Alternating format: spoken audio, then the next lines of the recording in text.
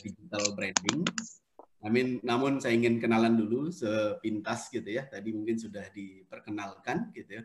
Jadi saat ini saya sebagai CEO Trust & Co Indonesia, fokus kami melakukan penelitian berbagai brand di Indonesia, kurang lebih sudah 6 tahun berdiri gitu ya. Jadi dalam 1 tahun kita meneliti lebih dari 5.000 brand di 500 kategori usaha, kategori produk. Jadi banyak sekali pembelajaran menarik yang nanti saya ingin sharing kepada Bapak Ibu sekalian. Nah, ini beberapa kegiatan yang kami adakan, Bapak Ibu. Jadi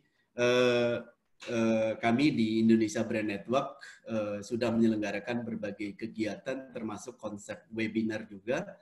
Kami di Surabaya kerjasama dengan Universitas Erlangga, di Jakarta beberapa waktu lalu kami bekerja sama dengan Universitas Trisakti, gitu ya.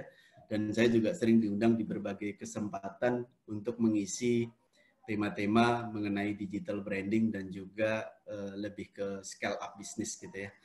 Nah, ini beberapa kegiatan yang kami adakan. Jadi salah satunya adalah Indonesia Digital Popular Brand Award. Ini yang tadi saya sampaikan, kita dalam 1 tahun meneliti lebih dari 5.000 brand di Indonesia. Nah, bicara brand Bapak Ibu, ada satu hal yang menarik yang disampaikan oleh Walter Lander gitu ya.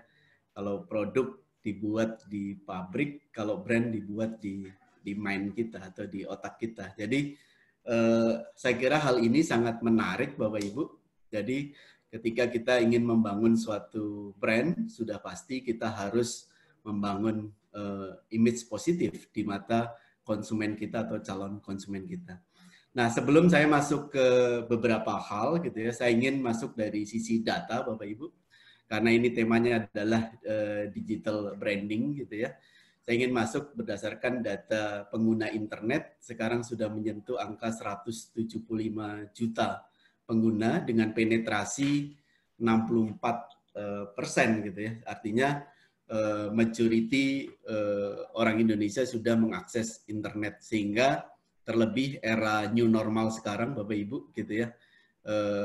Ketika masa PSBB, ketika social distancing, physical distancing, bahkan transaksi online meningkat gitu ya. Kemarin kita mengundang salah satu pemain jasa pengiriman, kenaikannya mencapai 40% lebih. Artinya apa? Orang berbelanja online sudah semakin terbiasa. Bahkan dalam satu penelitian menyebut ketika mereka disurvei lebih dari 500 orang, 87,1% menyatakan bahwa orang sudah berbelanja online. Sehingga mau nggak mau sebagai pelaku bisnis sudah wajib masuk ke ranah digital karena memang konsumen kita ada di sana. Jadi kalau kita tidak masuk ke ranah digital, saya kira kita akan ketinggalan gitu ya, akan ketinggalan. Sorry kok ini ada. Sebentar. Oke. Secara penggunaan platform sosial media, kalau kita lihat ternyata memang YouTube mengalami pertumbuhan yang signifikan. Jadi diakses pertama, bahkan sekarang banyak sekali pelaku bisnis yang memanfaatkan YouTube sebagai branding activity mereka gitu ya. Jadi mereka membuat channel, salah satu cara untuk mengkomunikasikan brandnya kepada publik gitu ya. WhatsApp sudah pasti, Facebook, Instagram. Nah, ini yang sangat-sangat populer gitu ya, top 5-nya ini. Sehingga kalau kita ingin bermain di ranah digital, sudah pasti kita harus menggunakan media platform tersebut gitu ya.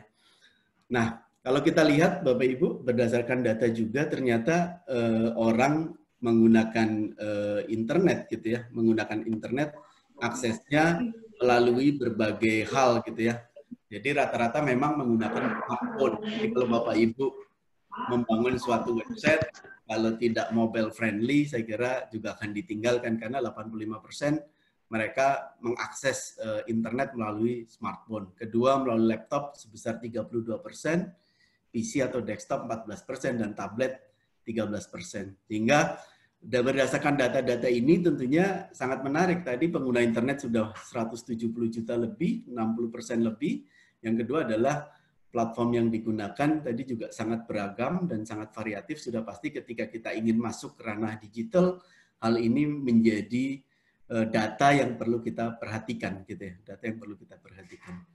Nah, lalu strateginya apa ketika kita ingin masuk ke ranah digital dalam membangun brand gitu ya. Nah, membangun brand itu kan kalau karena ini banyak mahasiswa gitu ya, karena saya perhatikan majority adalah mahasiswa. Pertama, tentunya kita harus lihat dari sisi nama dulu gitu ya.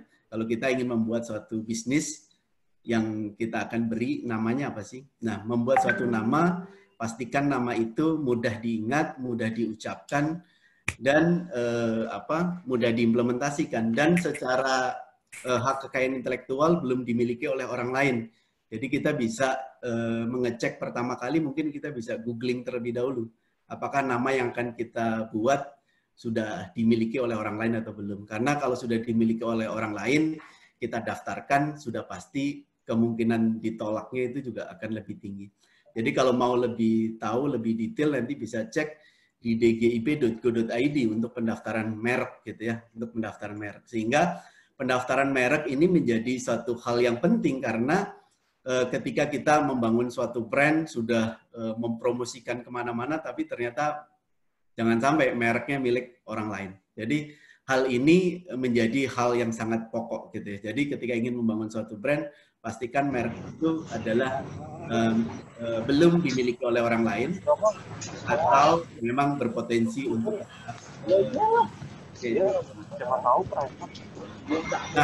Nah, strategi yang kedua biasanya adalah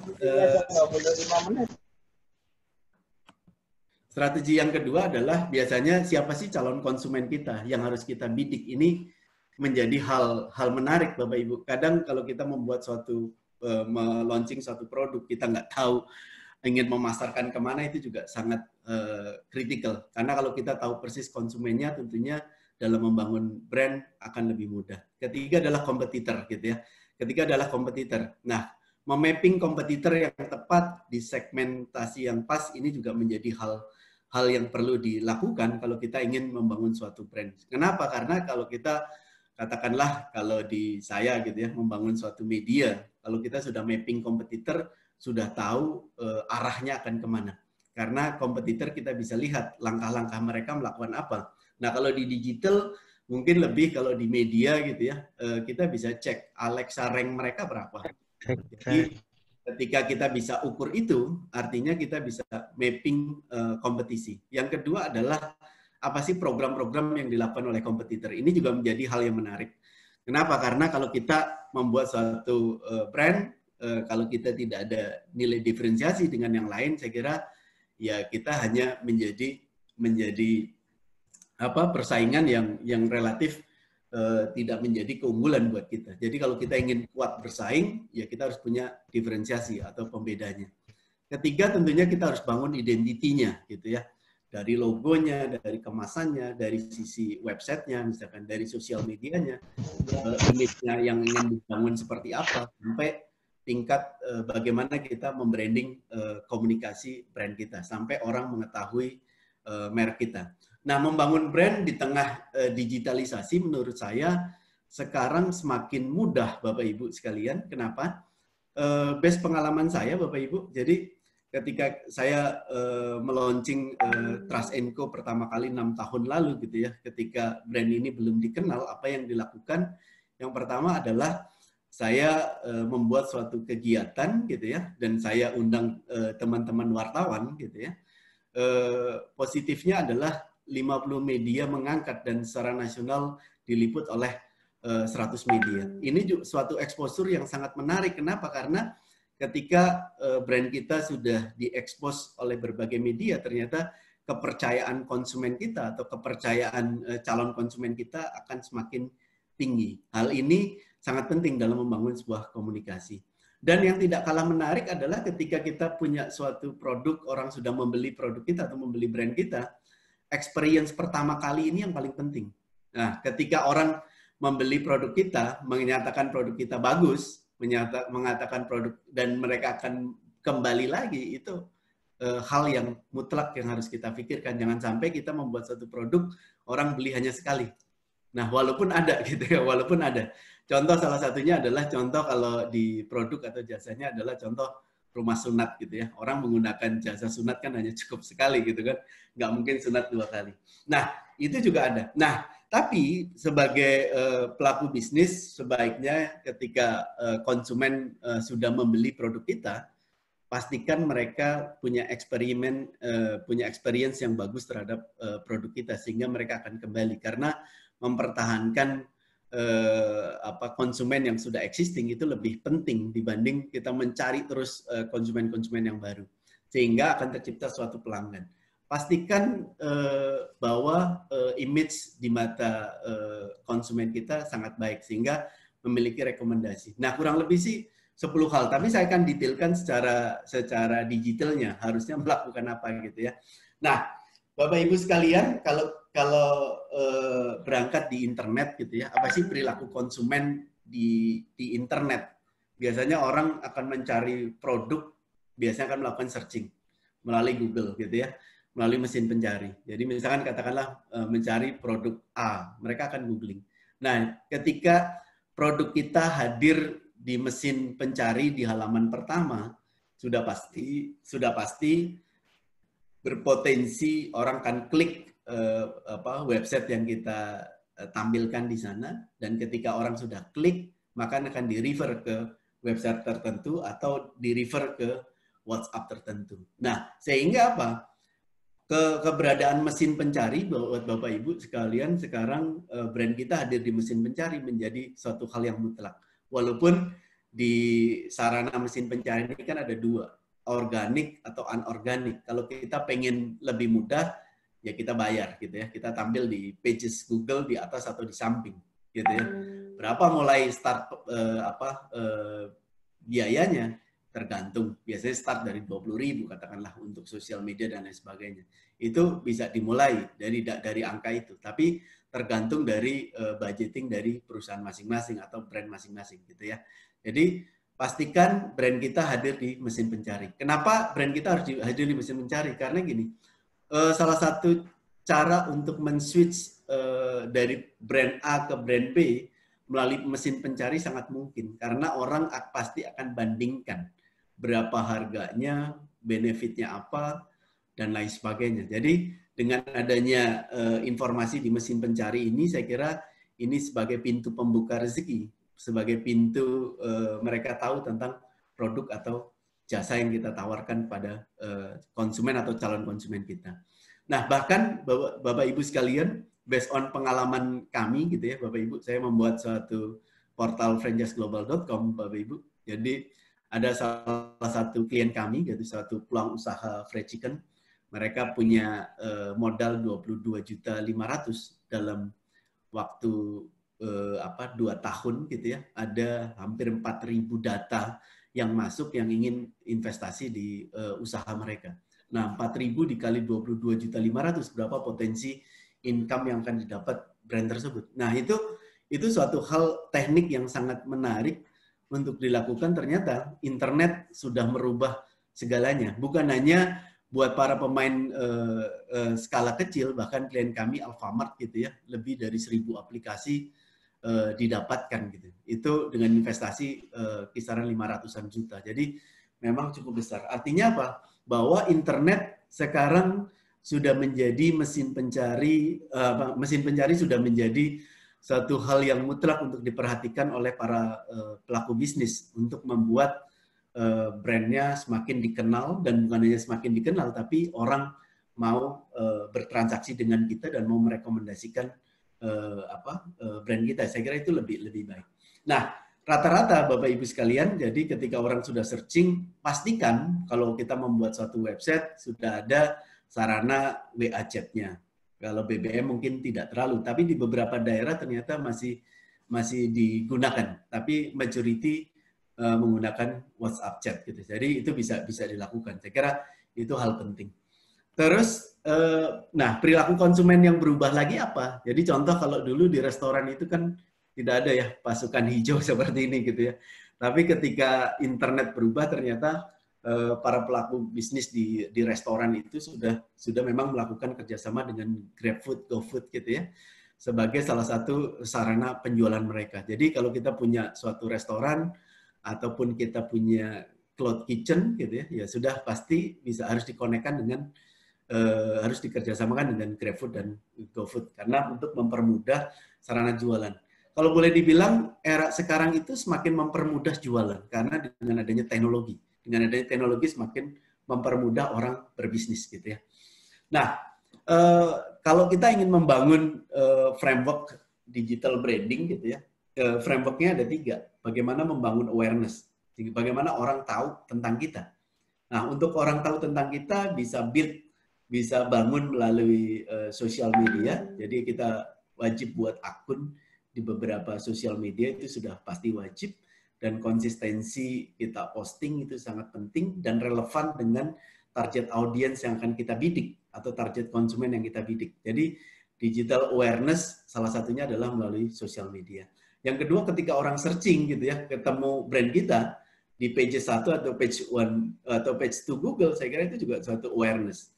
Itu baru sekedar awareness. Nah, dari awareness bagaimana mereka tertarik dengan produk yang kita jual supaya mereka beli. Jadi supaya digital brand usage atau beli itu sangat penting. Jadi ketika untuk beli caranya bagaimana? Kalau di beberapa marketplace memang diukurkannya kan biasanya ada bintangnya, ada reviewnya. Kalau dulu kita misalkan kalau mau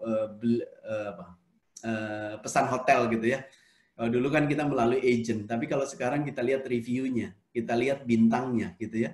Kalau bintangnya bagus, reviewnya bagus, kita confident untuk transaksi dengan penawaran hotel tersebut. Begitu juga kalau kita lihat di beberapa marketplace juga sudah seperti itu. Dan beberapa marketplace juga bahkan tingkat lakunya juga suka dibuka gitu ya, di open. Itu juga sangat penting. Artinya apa? Tingkat kepercayaan itu bisa dibangun. Nah, bahkan kalau kita sering melakukan yang menggunakan Google Map ya, Google Review itu juga sangat membantu para pemilik brand karena melalui brand review yang dilakukan oleh konsumen mereka, kalau reviewnya positif sudah pasti akan menambah kepercayaan calon konsumen untuk transaksi di bisnis tersebut.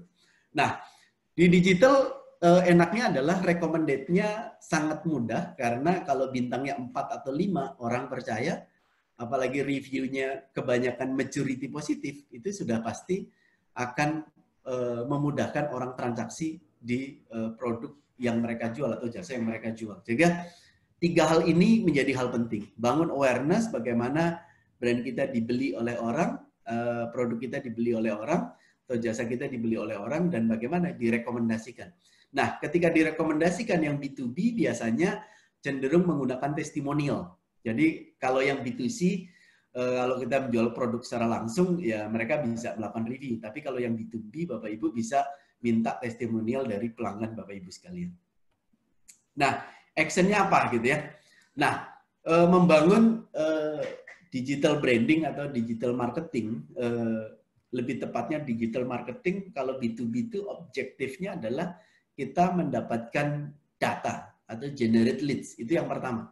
Dari data itu diolah bagaimana kita memberikan penawaran terbaik gitu ya untuk dijadikan omset. Baru improve awareness-nya nomor 3. Jadi agak berbeda. Nah, kalau di saya di media itu adalah B2B. Nah, B2B kalau di media kami juga dimudahkan karena adanya digitalisasi. Kita memberikan penawaran bisa melalui video, bisa melalui PDF yang dikirimkan, bisa melalui link pemberitaan gitu ya, bisa melalui testimonial. Itu yang sangat mudah melalui WhatsApp katakanlah. Kalau dulu teman-teman marketing itu tidak dibekali dengan penjualan secara online, kalau sekarang saya kira wajib gitu ya. Sekarang wajib karena eranya sudah berubah. Bahkan bukan hanya di industri yang skalanya kecil saja, tapi juga sampai penjualan mobil pun Bapak Ibu. Saya punya klien kemarin diundang, saya mengisi training di mereka. Ketika di training pertama mungkin baru 10% yang menggunakan digital. Tapi begitu training kedua sudah 40%, training ketiga sudah di atas 60%. Dan bahkan beberapa kalau dulu tim marketing itu mesti melakukan canvassing gitu ya, tim sales melakukan canvassing, Kalau sekarang tim sales maksud saya. Tapi kalau sekarang relatif mereka dengan iklan di Google saja gitu ya, atau mereka membuat satu landing page atau website khusus, mereka dengan mudahnya mendapatkan calon konsumen gitu ya, dengan melalui iklan di mesin pencari. Salah satunya adalah Google. Nah kalau B2C drive-nya adalah omset sudah pasti. Jadi kalau kita bermain B2C atau menjual produk atau jasa secara langsung, ya drive-nya omset. Pertama adalah omset yang dinilai. Jadi kalau kita jualan ya di sana. Yang kedua improve awareness. Ketiga adalah generate data atau leads gitu ya. Nah ini top objektifnya. Nah berdasarkan berbagai hal kita melakukan survei di 5.000 brand, saya memetakan ada 3 hal yang kalau kita ingin membangun digital branding gitu ya. Yang pertama adalah dari sisi search engine. Jadi kalau kita ingin membangun brand kita dikenal di mesin pencari, ya kita harus buat satu konten yang related, yang dicari dengan keyword tertentu, berdasarkan riset gitu ya, berdasarkan riset keyword, dan kita buat search engine optimization-nya. Jadi di-create artikelnya, di-create, ditanam di website kita atau di blog kita gitu ya. Jadi search engine sangat penting karena bagaimanapun rata-rata kalau transaksi-transaksi yang besar, rata-rata orang melakukan searching dulu. Atau kalau orang sudah tahu belanjanya di mana, mungkin bisa langsung ke marketplace. Atau biasanya mereka googling. Nah, googling ini salah satu channel yang channel pembuka kalau kita ingin membangun digital branding. Sehingga search engine menjadi satu hal yang penting. Jadi kalau Bapak Ibu pengen cek gitu ya, merek Bapak Ibu katakanlah merek A, Bapak Ibu searching di Google, seberapa populerkah merek Bapak Ibu di internet? Seberapa mudah ditemukan di mesin pencari dengan kata kunci tertentu. Jadi itu Mohon bisa. Maaf, Pak Tri. Ya. Ingin menginformasikan waktunya telah habis, Pak. Oke. Baik. Mungkin dipersilakan untuk bisa memberikan closing remarks atau ingin dilanjutkan sedikit, Pak, dipersilakan. Oke, saya lanjutkan di slide ini saja gitu ya. Nah, search engine saya kira menjadi satu hal yang penting. Kedua adalah build the website yang relevan dengan target audience. Yang ketiga adalah membangun engagement dengan calon konsumen dan konsumen melalui sosial media. Nah, manfaatkan 3 channel ini untuk meningkatkan brand awareness, brand usage, dan juga brand recommendation buat bisnis kita. Saya kira itu.